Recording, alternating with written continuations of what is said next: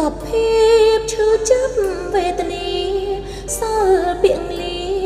នាគ្រាចុងក្រោយដំណក់ទឹកភ្នែកមួយតង់ពុកស្រដងហើយជាពាក្យបណ្ដាំចុងក្រោយកូនកូនអើយត្រូវមើលថែខ្លួនរូបបាំងអនិច្ចំទុក្ខំនិងអនត្តាជីវិតពុកផុតទុក្ខាអង្គកំពីនៅក្នុងលោ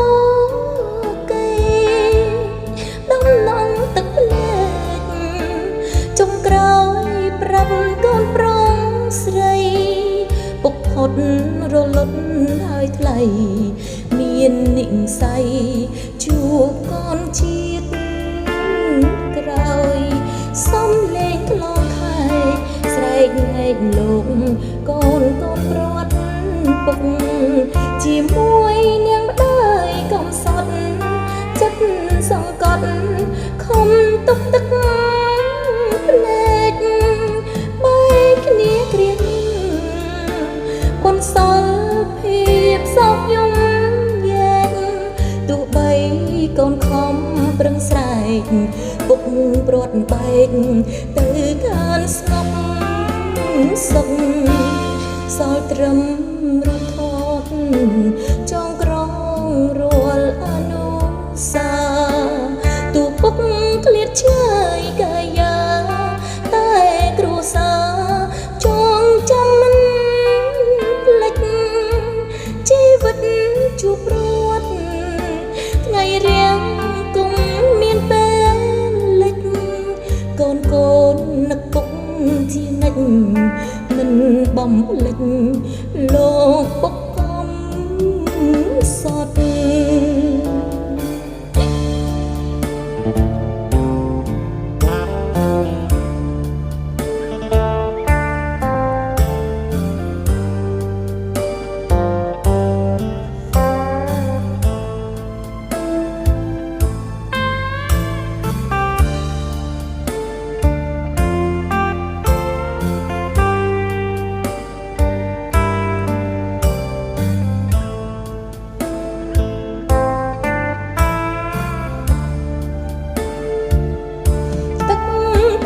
ចុងក្រោយផ្ដាំកូនអើយទាំងស្រីទាំងប្រុស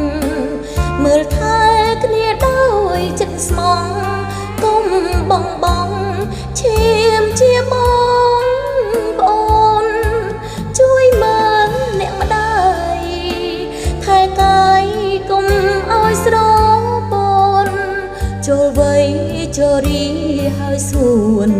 កូនទាំង4ចាំបណ្ដាំពុកអោទេវតាអើយសូមជួយបំភ្លឺផ្លូវពុកសូមបានទៅឋានស្ងប់សុខ